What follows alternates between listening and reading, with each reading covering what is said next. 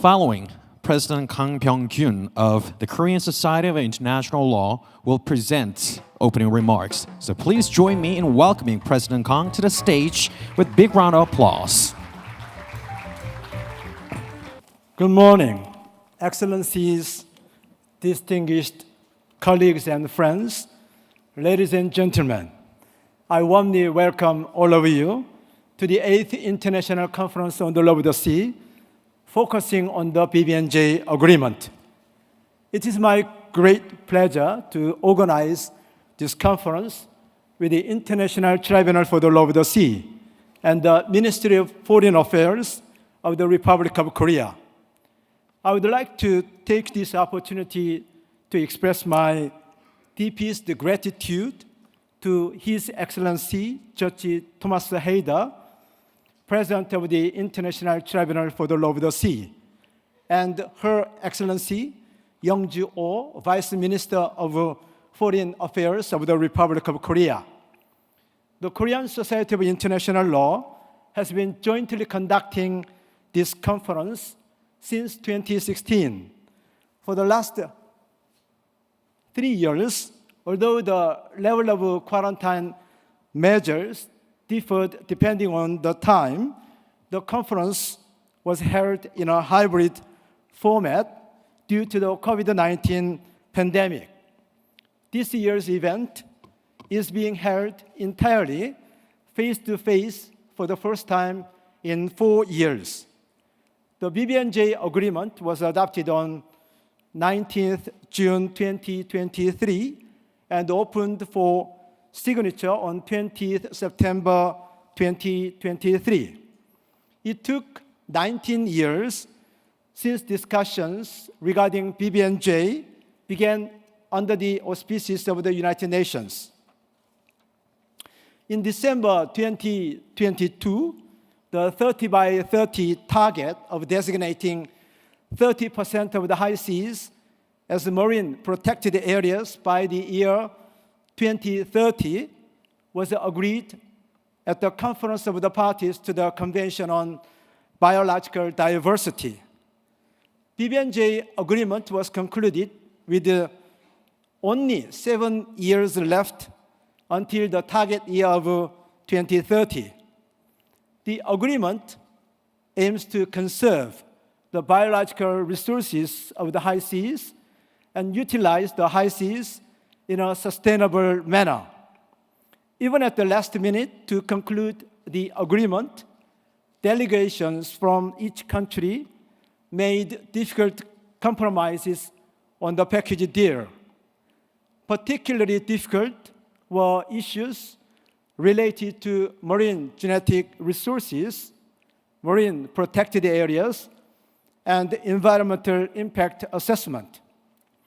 These topics require significant high level of scientific and technological expertise and therefore a lot of funding.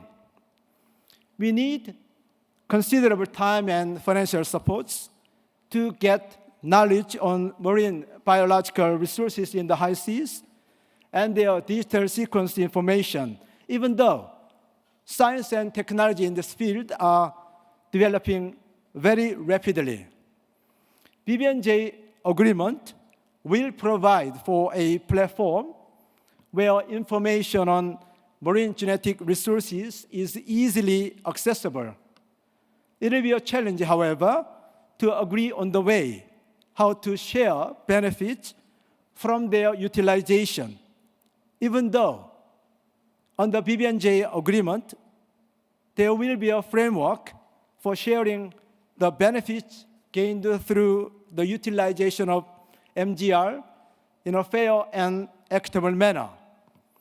The marine protected areas envisaged in the BBNJ agreement are not only necessary for future generations, but are also vital to the many small islands that currently rely on marine biodiversity for their livelihoods. A framework that can properly and sustainably manage the MPA networks needs to be specified under the BBNJ agreement. BBNJ agreement cannot be isolated from the development of the UN Convention on the Law of the Sea. In fact, BBNJ agreement is the third agreement to implement UNCLOS. Clearly, the principle of the freedom of the high seas has long been a fundamental principle of the law of the sea. Efforts must be made to achieve a balance between the principle of the freedom of the high seas and those for conservation of marine biodiversity and sustainable use of high seas. The term of common heritage of humankind under the BBNJ agreement is reminiscent of that of common heritage of mankind under the UNCLOS. BBNJ agreement is seeking a sort of inclusive and holistic framework to ensure fairness and equity in the sustainable use of marine resources in the high seas. Healthy and sustainable ocean life is a precondition for future generations whose life will be dependent on how to manage high seas through the regime of marine protected areas and environmental impact assessment under the BBNJ agreement. It is remarkable the BBNJ agreement was adopted at a time when unilateralism was dominant and multilateralism was getting weaker and weaker. The agreement's success will be subject to international cooperation and multilateral solidarity. I suppose the Korean government is greatly interested in the capacity building of and the funding mechanisms for developing countries. Based on its past experiences, Republic of Korea is expected to contribute greatly to transfer marine technology and to support developing countries under the BBNJ agreement. Today and tomorrow, we are going to have various presentations and discussions regarding the BBNJ agreement.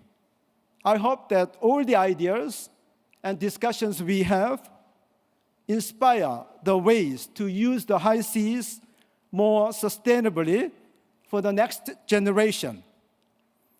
Thank you again to all the participants in the 8th International Conference on the Law of the Sea. Thank you for your kind attention.